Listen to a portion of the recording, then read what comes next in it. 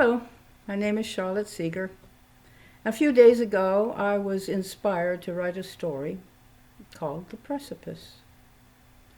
I'm going to read it to you because I would like to get the right inflection, so I will look up occasionally, but please forgive me for not having eye contact with you throughout this story. So here goes. The Precipice. We were standing in a slow-moving line under the midday sun that seemed intent on baking us alive. I don't know which was worse, the unbearable heat or the terror of what lay ahead. We were being herded toward a precipice like wild beasts, with no clue of what to expect. The screams of terror coming from those that jumped turned my blood to water and my bones to a quivering mass of jelly. Worst of all, we had no control, and no one escaped the fate of the precipice. This had been going on since early morning. Those that went first were the poor, the sick, and the elderly. I was among those that had money to buy a little time.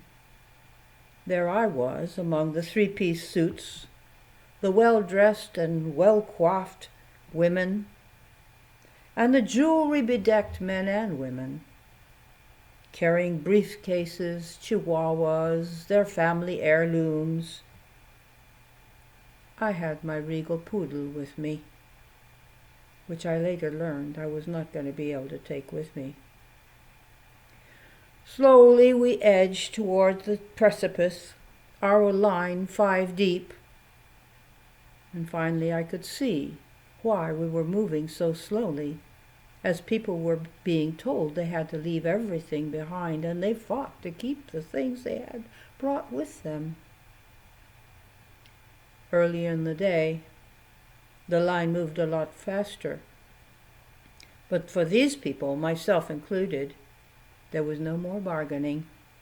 Neither position, nor power, nor wealth could spare us in these final moments.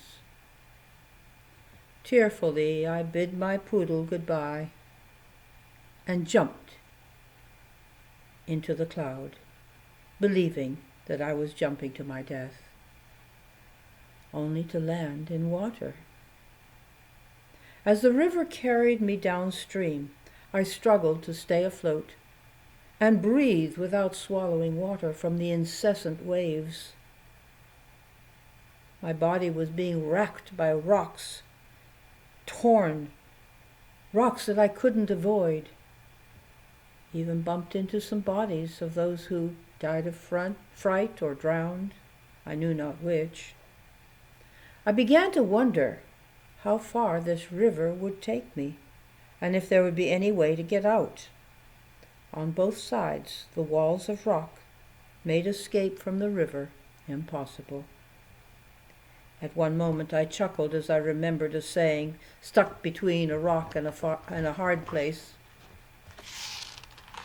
We had been traveling through dark passages and areas of sunlight for it seemed like forever.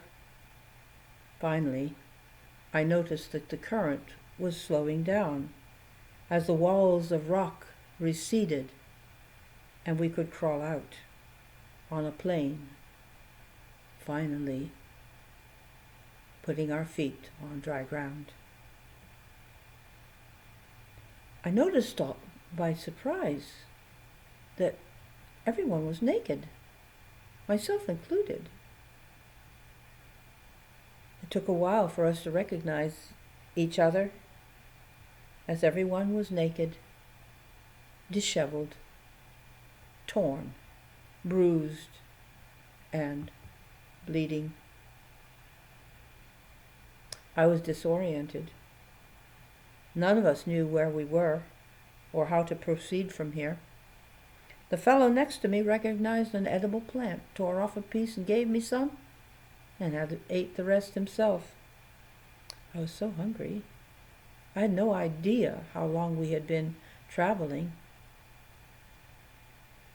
It seemed like it was still noon. The sun was high in the sky, though we had traveled a great distance. Some people were finding edible plants and sharing them with their new neighbors, people that had been through the ordeal with them. Suddenly the people began to sing wordless songs of joy as we began to gather in groups to take stock of the situation and how to proceed.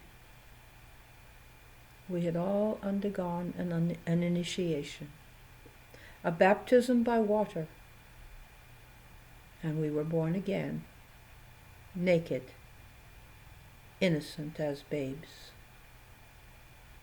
I wandered off to find a place where I could be alone and give thanks for sparing our lives, and just get quiet and listen to the inner voice for guidance. Little did I know, our ordeal had just begun.